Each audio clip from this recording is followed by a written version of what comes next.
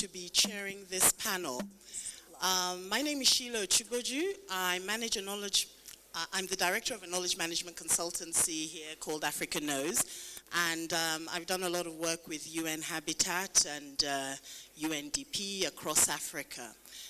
And what I want to say about this panel, when I was asked to chair this panel, is it's when people say that I'm always optimistic about Africa, I said, why wouldn't I be? Because I always meet extraordinary people doing extraordinary things to solve problems that seem intractable. So there's almost no issue that you can mention that I can't give you the name of one expert somewhere who's dedicated their lives to doing something truly amazing and transformative. And that's what this beautiful panel basically exemplifies, and you'll hear as we go along. I'd like to first of all give you a very short snapshot of who everybody is so that you can begin to focus your mind on the kinds of interventions that we're going to talk about. So this session is about interventions that work in global cities, and we're looking mostly at reducing urban violence. So that's the overarching issue, but of course it's connected to other things, poverty, inequalities, etc. We have I'll start with Hugo, because Hugo is familiar because he was on the stage just a short while ago. So Hugo van der Merwe, head of research at the Center for the Study of Violence and Reconciliation in South Africa. And his work has been looking at the impact of the truth and reconciliation process in South Africa over many years, and also looking at intervention projects on transitional justice. So that's Hugo. And next to me is Richard Matsopoulos. Close? I mean, yeah, we both have difficult names. So Richard is the chief specialist at the MRC Medical Research Council Burden of Disease Unit. He's also a research associate at UCT, School of Public Health and Family Medicine, basically looking at research and studies on violence and injury prevention nationally and internationally. So he's going to give us some of his insights. And my colleague and my ex-boss on the far end is Doug Reagan, who heads the youth unit at UN Habitat. UN Habitat, as you know, does a lot of flagship work and lots of flagship publications. The youth unit does a lot of on-the-ground interventions in terms of projects and outreach work, but also a lot of publications around youth inequality issues, and the work that we did together over the last 2 years was the Global State of Urban Youth Report, which sampled 38 cities in 18 countries. Really exciting. It's not been published yet, and these include cities like Ramallah, 8 cities in Asia, and many cities in Africa and in Latin America. So we also looked at violence in Brazil, Rio, and all those sorts of issues came up. So lots of intersections that Doug will explore. So our fourth panelist, I'm really happy that we managed to get a private sector representative. Usually when we come to these conferences, we're talking to ourselves in the development community based on all our ideologies and philosophies, and the private sector is very much out there. But we know that they're critical to transformation in cities. And it's not just about infrastructure, it's also about all the different ways in which cities evolve, are designed, are planned, and who lives where and how. The private sector can really assist in the transformation process if that's well thought out. So Hazam Galel is the sector global leader for PwC, PricewaterhouseCoopers, and he heads the thought leadership around the world for cities and local governments. And I urge you all to look for a publication called Cities of Opportunity, which PwC publishes. Beautiful insights that benchmark cities. It's very easy to read and really gives you a feel of many of the tangible and intangible aspects of living in cities. So that's our panel. I will begin in the order that I was instructed. with Hugo. So Hugo, we know that your center has been doing lots of interesting research that is bringing up quite unexpected results. We saw two of the interventions in that video a little bit earlier, but perhaps you could tell us a little bit more about what you've been finding in the course of your work. Thank you. Okay, thank you. I think briefly just to say that this work, we came to this work with an interest both in criminal violence but also public violence, and particularly given the rise of violent public protests in South Africa, which is essentially what initially flagged the community work program to us, and then seeing, well, actually this is a program with potential to affect a number of aspects of community life. So, I mean, you saw the video of CWP, and I think just to, and kind of what's exciting for us is this is on a grand scale. It's a national program with reach into each community, kind of each city across the country, in kind of local towns, even some rural areas. And the issue is this is a program that is locally developed and locally designed, so the diversity in programs is quite vast. And what our research was trying to do is to say, well, what are the positive elements? Because we found both positive and negative manifestations of this program. It is a program that is susceptible to corruption, to just as a placeholder and kind of currying favor with the electorate, or it's something that can be turned into an exciting, innovative approach to whatever problem the community identifies. And I think in South Africa, the issue is communities commonly identify violence as a priority. Violence is something that destroys their lives. It is something that inhibits development within their communities. And so it is, I think, firstly, it's a question of this is something that they've said, we want to do something about violence here. And so they've come up with a range of solutions, a range of interventions. And I think just to unpack a few, what are those components? Firstly, as you saw in the video, they do community patrols, they do direct intervention, they cut grass or cut down bushes in areas where there's a lot of crime. They do also programs that are around early childhood intervention, so supporting mothers, supporting creches, so providing support to communities where people struggle to raise children, where there's a lot of single parent households. So it's around providing that social support that we all know is a critical intervention when it comes to avenues into criminality. There's also focusing, as you saw in that program, on marginalized groups, particularly, and in Orange Farm it's on ex-criminals. In other communities they target much more, they focus on young men.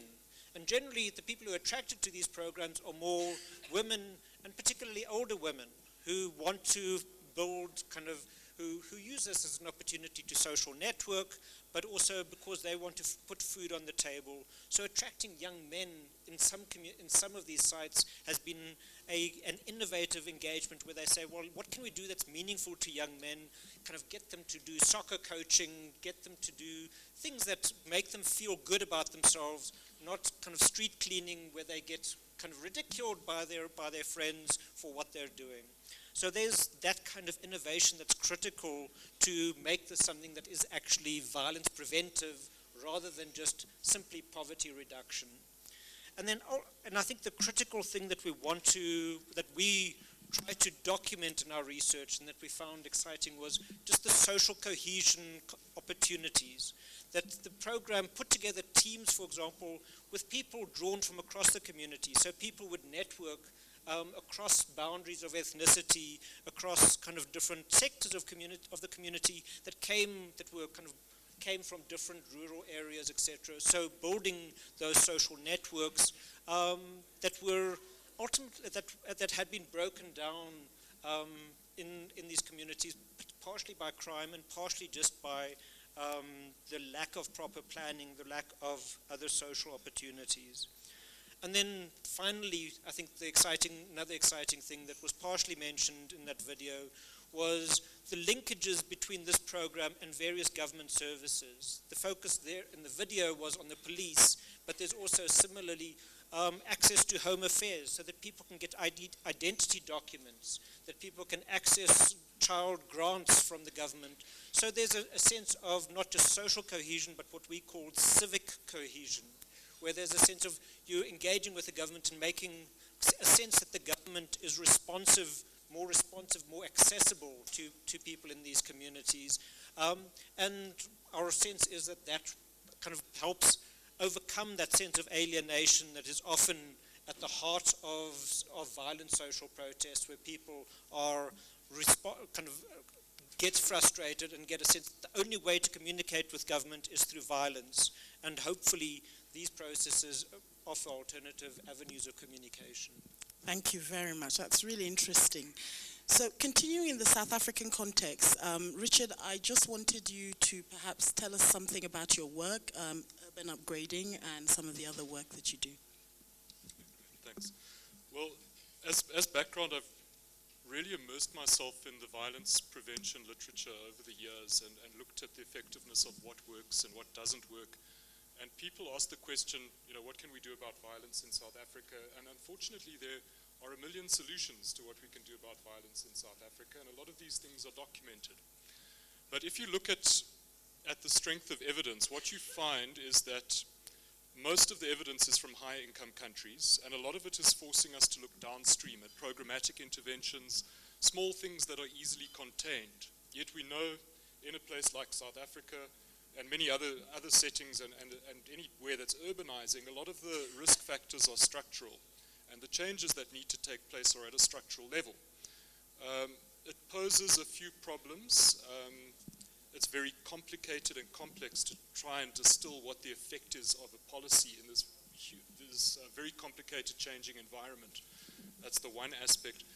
The second is the costs involved as well, and the long time scale for these interventions. So what we find is we've got a range of downstream interventions, small things that are contained, but they're faced with the problems of replication and scale up. So it's very appealing if you can find an intervention that works, that's upstream, that addresses the root causes, doesn't just affect violence, but a whole range of other things. Unfortunately, there are very few of them that tend to work with strong evidence. We know, for example, alcohol control, gun control are examples that work in the short term. But particularly, we're looking at things that change social fabric and have a long-term impact. So when I caught sight of violence prevention through urban upgrading as an intervention program, it was an appealing space to begin an evaluation. Unapologetically, we've been looking at violence prevention as an outcome and bolstering that literature and evaluation framework. But if you can address violence, you can also address other aspects related to violence. We know violence is linked to mental health, for example. Even communicable diseases, so HIV and people's adherence to treatment or health-seeking behavior, they're all really a function of how safe you feel in your neighborhood.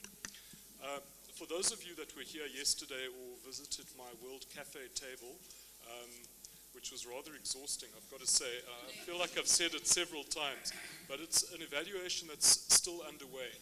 So what we have really at a cross-sectional level, we can see a difference in areas where this program has been implemented, and outside of that area, there's a whole range of things that we need to test going forward, see if there are other variables that might explain away that relationship. And that will be the research over the next few years and looking at the temporal aspects. There are two things that have come up consistently in discussions and at the World Cafe, and that's about sustainability. And part of a program like this intervention is that ideally it's a passive intervention. It's put in place and it's allowed to continue.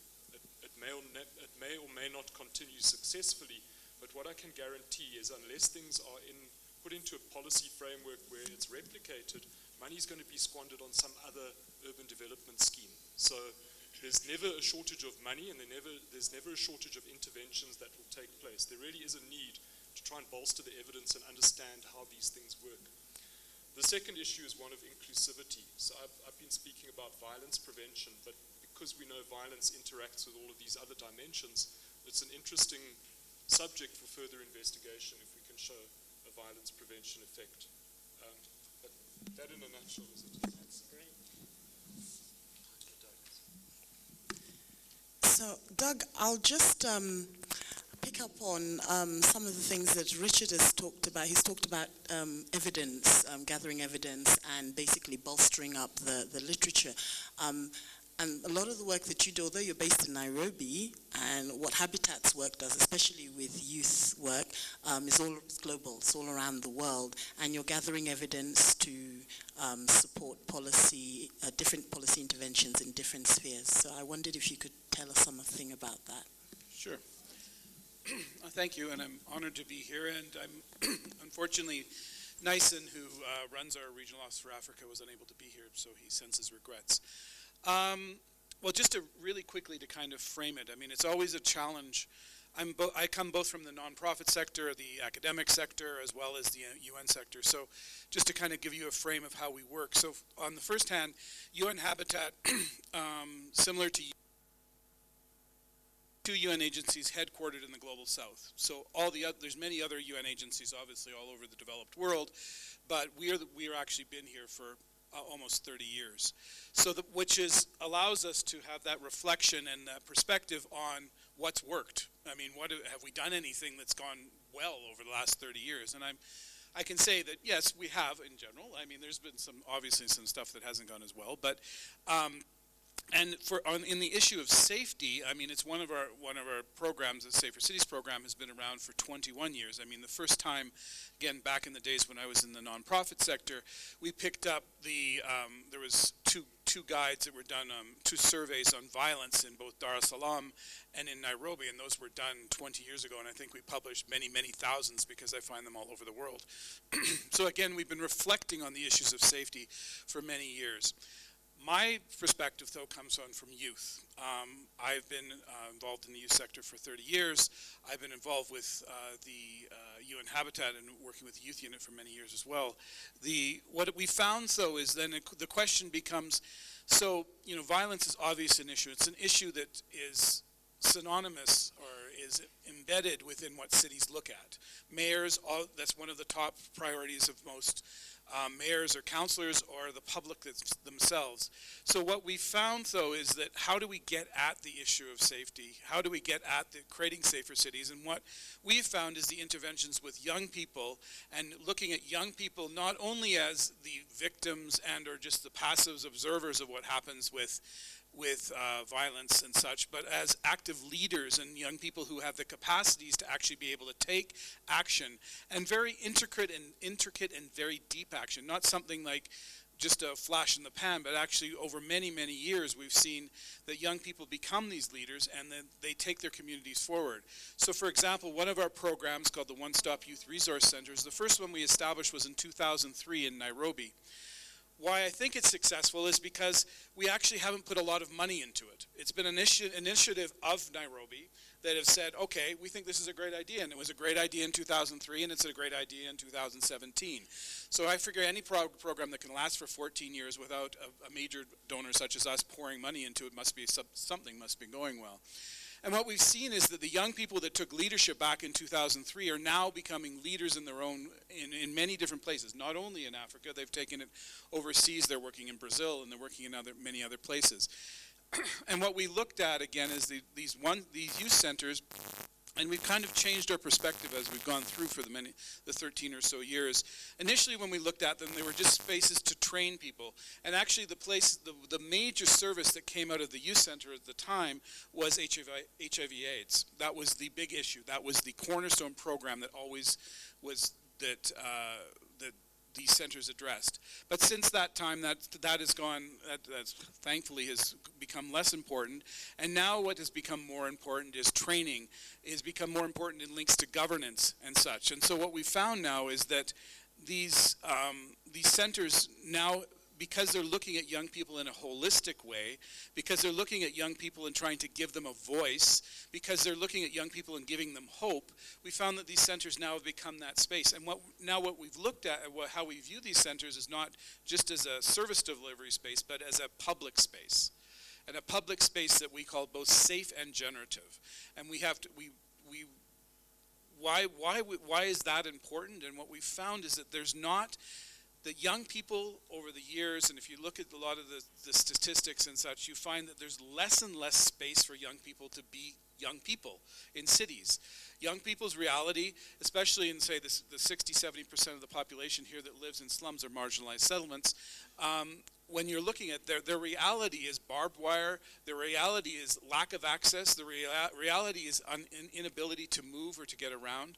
If you heard was listening to my executive director's speech, again, a lot of the physical form that's enclosing or gives the boundaries to these young people has become compressed, and that isn't healthy. And in fact, what it does is it raises the potential of violence, and it raises the potential of frustration. So those are a lot of the areas we've looked at. And so now, I mean, and I'll talk as we go on from this, but just more about what this urban space, the qualities of this urban space, and as well how we create them. Thanks.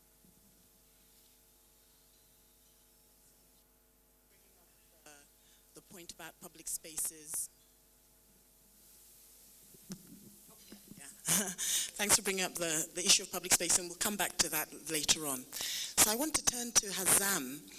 Thank you for coming, and I'd like you to just share with us what has been working in terms of how the public sector has begun to think about interventions around cities, and are they thinking about interventions to help design different, safer cities or not? Thank you. What we've been seeing in the past years is a better understanding from the public sector that they can't really shoulder the responsibility on their own. So we're seeing a lot more collaboration between what we call the pentahelix, you know, the public sector, private sector, academia, enthusiastic citizens, and the civil society or NGOs. And the cities where this is happening, whether through existing natural mechanisms or organizations, we see a lot more successful examples. When we were in Quito, Ecuador at Habitat 3, we launched a new research done with the World Economic Forum on how can the private sector contribute to deliver the new urban agenda. And one of the key findings in this piece of work was actually, if you look at the cycle of how some of these urban solutions are designed and delivered, oftentimes the private sector is not really brought in during the planning, sometimes not even during the design, but most likely during the operation and the execution. So when you think about it, what really needs to happen for the private sector to play a better role is to bring in the private sector earlier during the planning process, and to also involve it during the funding process, because the illusion that all of the infrastructure, including a lot of the infrastructure in cities related to safety and security, can be paid for only by governments is no longer. I mean, we're talking about trillions of dollars, and there is no way that this is going to be paid for only by government or IFIs and the like. So the key message is bring the private sector early to the table, make them part of the planning, ensure that you have also continuous processes and a continuous vision within a city that doesn't change when a mayor goes out of election. It's what we call the NIM2 factor, or not in my term of office. So guaranteeing this continuity is really an important part. Now, interestingly enough, one of the most exciting examples that I came across about private sector involvement in the safety of a city comes from Brazil, where I lived for about 8 years, from a city called Maringá in Paraná. And what happened there is the private sector found that the rate of crime was increasing, So instead of waiting for the government actually to take action, they realized that they're losing talent. The city economically is less viable because of the security issues. So they started creating their own interventions in collaboration with the mayor and a series of mayors over the years, by training security staff, by actually putting in money from their own pockets as an industry association to enhance the security in the city. Fast forward 20 years after they started this sort of like collaboration, and this is one of the highest GDP per capita, lowest crime rates in Brazil. So this is a very good example of a systemic support through the private sector in enhancing the security. Thank you very much. That's great. I'm going to invite all the panelists to say something about either their experience or ideas around working with the private sector. But I'd like to make sure that we touch on a number of things. Hugo, I wanted to ask you to talk about your experience with the private sector, but also to, for you to let us know how partnership building has been, and has it been easy? Has it been difficult? Is it sustainable?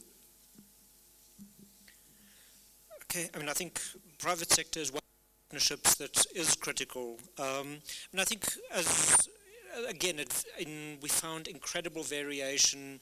Some of the CWP sites had partnerships with private sector, particularly around skills development, where the private sector realized that this is an area where they could contribute, where I think also the sense of the public services, our schooling system in South Africa is failing most of the young people.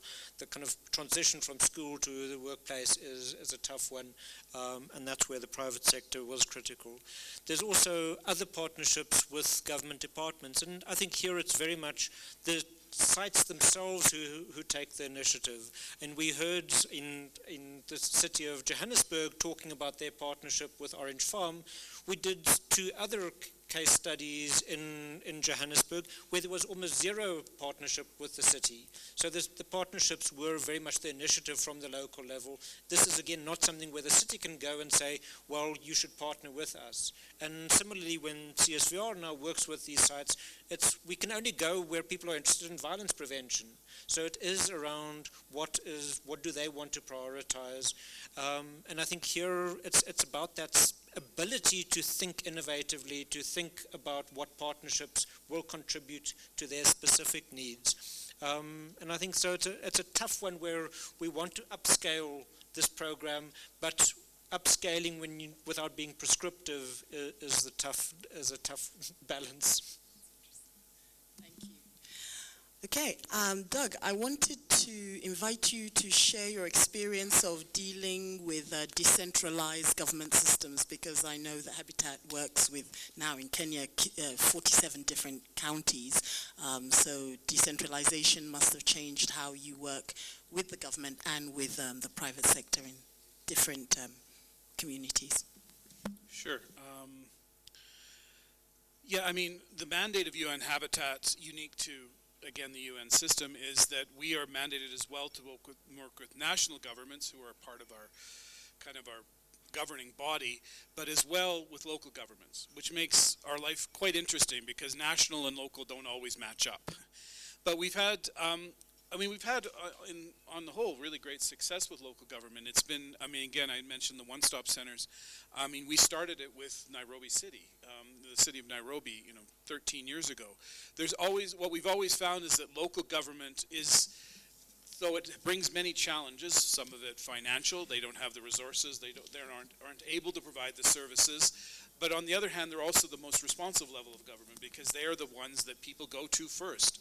We've done many studies, this is globally, among young people, and young people you ask them if they ever worked with government before, and they're like, oh, no, we've never worked with government. And they say, well, what do you do? Oh, we had this great thing about a park. We created a public space. Well, who'd you work with? Well, local government. I mean, so they don't really recognize that they're actually doing the engagement again with local government. And then we also work with many different regional bodies, UNACLA, UCLG, and different ones that bring together all the different mayors and such.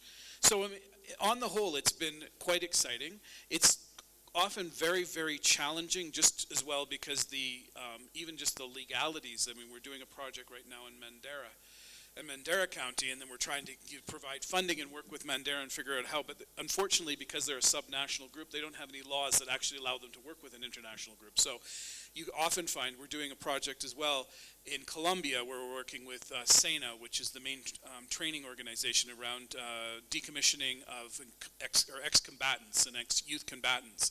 Again, that we have challenges just legally because they're like, well, okay, we have to follow the laws of Colombia, and we're the UN, and we say, well, no, international arbitration and so on. So those kind of things have been challenging. But actually, one of the areas that we found has worked very well has been triangulating, working with local government and private sector.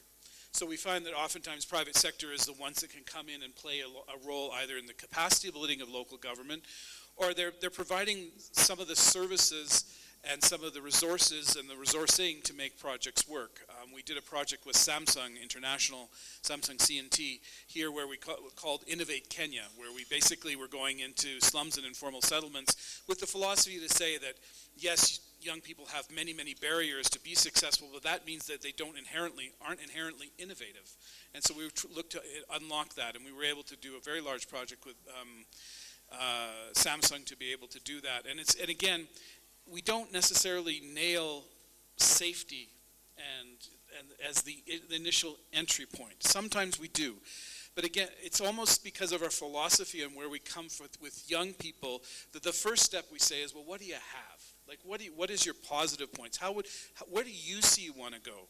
Then we move towards the issues, the harder issues of violence and such. For example, right now, I mean, all the projects we're running in Kenya, Rwanda, just in Somalia, are all up against elections. We just finished the elections in Somalia, which you can attribute the huge engagement of young people this time in Somalia to some of the successes that have happened. I mean, it's hard to draw that line. Research should be done, but we're pretty confident that's what's happened. When we're leading up to the elections now in Kenya, where 40,000 people are running for the lowest level, the county level stuff, every young guy that I've ever worked with in the last 20 years is running. It's quite amazing. The entry point isn't to say, okay, there's going to be violence. We know that stuff can hit the fan. I was here in 2007. I've been here 20 years, 2007, 2013. I know many of you have much more intimate knowledge than me. The entry point is, okay, well, how can we build from here? What do you got on the ground that we can build as an asset? I mean, if you go into youth development theory, asset-based community development, youth positive development, which also parallels a lot of the different types of community development you can do, which is very similar. The first part we say is, so what do you got and how can we enhance that? And then we get to the challenges of the violence and such like that, but we get to it at a point where the communities are saying, okay, I think we have some tools to make it here. And our research is also showing that too. Thank you so much for that. And I'm glad that you ended on the philosophy of looking at what you have, what are your assets, and starting on that. Because when I was looking at the PwC Cities of Opportunity 7, there's a wonderful quote in the beginning which says, contained within every city are the seeds of regeneration. And I thought that was really nice and incisive, and I wanted to ask you, because when we think about the private sector, we think that you're only interested in scale. And often when we work in development, we see value in smaller interventions and things, and then we feel that we can't engage with the private sector because they only want big, massive things. So the question or the insight I'd like you to share is is there any intervention where there's been seeds of regeneration that you, as the private sector, have come in and tried to scale up and make it bigger? Sure. I mean, when you think about regeneration, people usually equate it with the spatial element, but there is also a lot of, sort of like economic regeneration which happens through microfinance type programs and all of this. And when you think about how, for example, microfinancing has impacted a lot of the communities in parts around the world, this has been obviously, partnership with the private sector in many cases. The other example that comes to mind is from an earlier stage of my career. I happened to be based in East Timor with UNDP, and it was during the time actually when every single donor in the world was focusing on East Timor. I remember having to report to 14 of them myself, on the program that I was running. But I remember one of the biggest wins we had was the coffee in East Timor, and the day we secured with a global company that they are able to come and source their coffee from East Timor. I remember the Prime Minister was jumping up and down with happiness because for the first time, he was putting his country on the international map as an exporter. So yeah, I mean, private sector, if the value proposition is communicated, if a city or a country is promoting its capabilities, what it's good at in a positive way, it will recognize the value and it will create the right partnerships. That's great. Thank you. So I want to use that same quote and ask you, where have you seen in your work seeds of regeneration that you think are scalable or have been scaled? It's an interesting question and one that actually came through when we were doing some of the preliminary analysis. So when we stratified these data by by the intervention and non-intervention area, we noticed that the demographic was very different between the two. And the brief to the field workers was to interview the female head of household. And what we noticed when we got to analyzing the data, that there were far fewer female heads of household in the intervention area, which to us was indicative. Well, we tried to explore what might have happened there, and there are two possible explanations. Women simply weren't at home as much. There's increased walkability, a sense of safety in the community, which meant they were less housebound, in a sense. That's the one possibility. The other, perhaps, is that with the social programming around these interventions, women had found employment or opportunities that they otherwise might not have had. And I think, the walkability and access to the community is a key seed of regeneration for us as well. And I mean, I think the other really has been the ability both of the intervention agencies and the research team to kind of stick to a set of principles, guiding principles, that aren't always uncontentious, and it comes to this question of who do you work with. And it often becomes difficult when there's a donor offering funding or there's a political ideal that you have to satisfy in order to unlock an intervention. So I think it's really important to have a solid principled base to either your research or the intervention you're trying to put in place, however, whether you can achieve it or not. I think with the intervention team and the researchers as well, we've both managed to live through political cycles by sticking to those principles. So things that were appealing to a previous government have become appealing to a new government as well. And if one was too flexible or less pegged to the principles, I think you lose some credibility. And that actually brings me, I think, to this other discussion of public-private partnerships as well, and how do you manage conflicts of interest as well, because there are private entities that obviously have a vested interest in safety, whether it's profiting from an unsafe relationship. So we know about the links between alcohol and mental health and alcohol and violence. That's one example, but there's also private security or policing. They're not uncontested spaces, and even the example today around road networks and transport and cars, as soon as you have transport agencies or motor vehicle companies involved in a road safety aspect, it moves it away from the transport aspect. So I think I think there are layers within layers, both working with government and also working with industries, and it's always good to have a set of principles to stick to. Fantastic. So now I'm going to allow you to enter into the discussion. So you first, 1, 2, okay, 3, and the lady at the back. So perhaps you can start.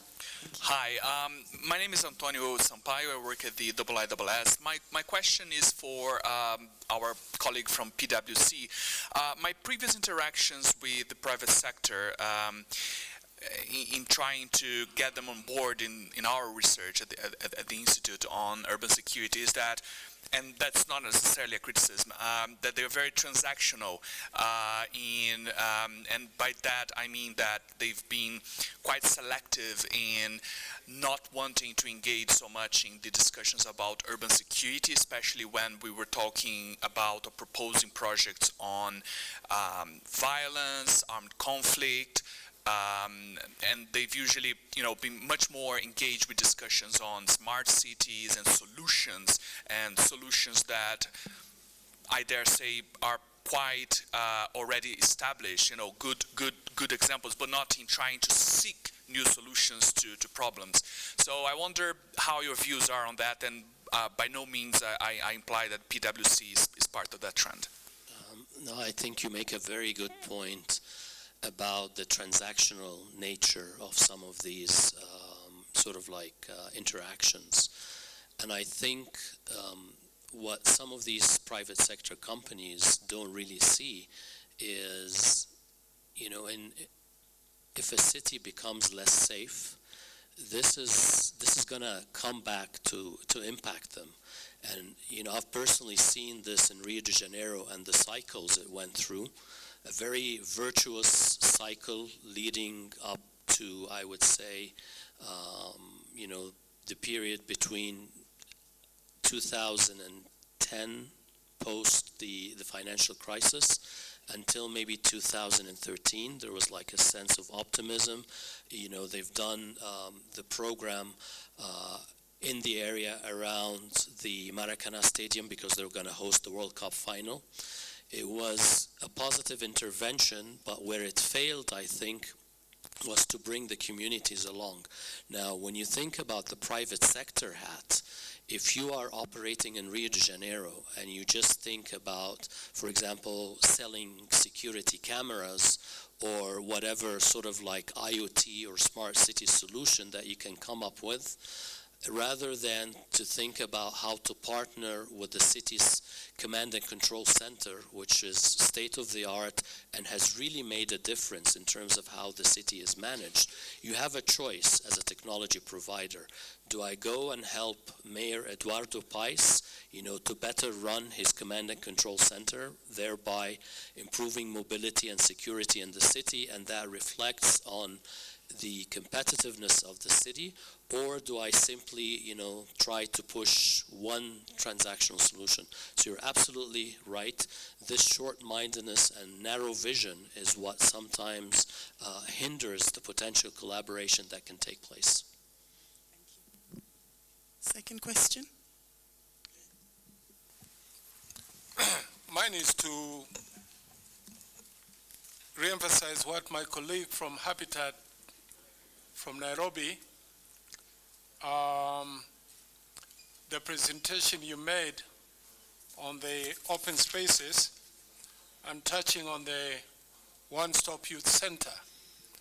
I want to tell you that the idea that Habitat came up with those many years is the time I was the mayor of the city of Nairobi.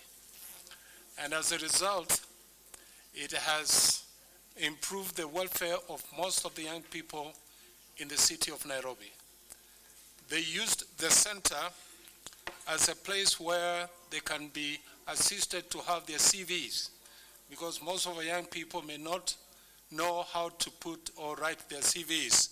So the centers has worked very well.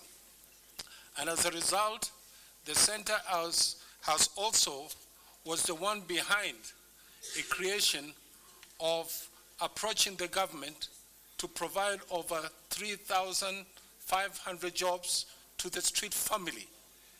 And I must say the government did endorse that, and as a result of what you people came up with, we did deploy over 3,500 youth to various National Youth Service, to the National Youth Service in Kenya. And if you remember, these youth have been used, were being given the opportunity to clean up some of the slum areas, such as Kibera, and working together with other youth. And subsequently, the crime in Kibera went down significantly by almost 60%, because the National Youth Service, together with the youth in that community, were being given the opportunity in terms of providing services at a pay by the government. The other one which I also like to commend you is that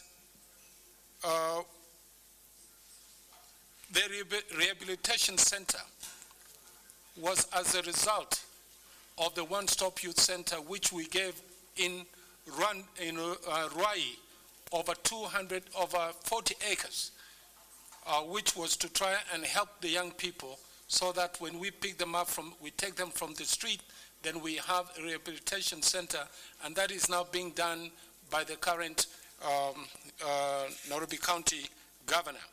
But I must agree with you, because during our time, we did not have the devolution.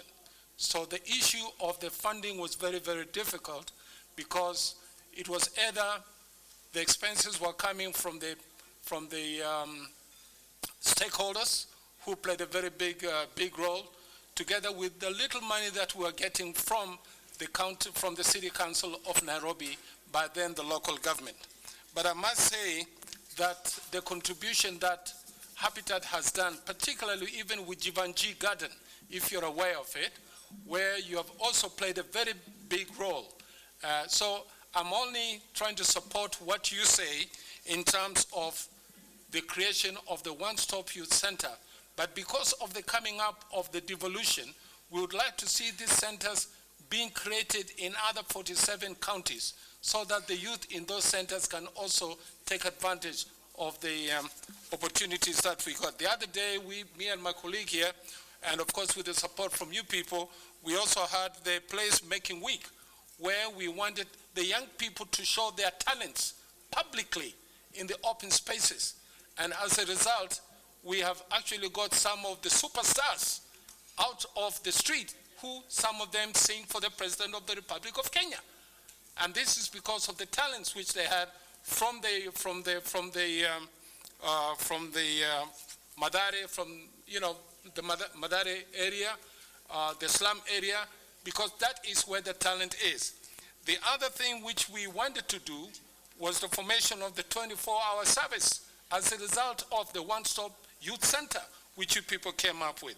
We came up with a Mama Ngina Street, which is a one-way. Again, that was your own creation. So my appeal to you as a Habitat is, whatever you started, don't let it be stopped. Continue in the new administration of the county, because in other counties, definitely they will take advantage of that, and then we'll see more young people getting employed, more young people changing their life. We have changed over 200 young people, ex-convict, who are now born again, who are now show their talents, who are now working.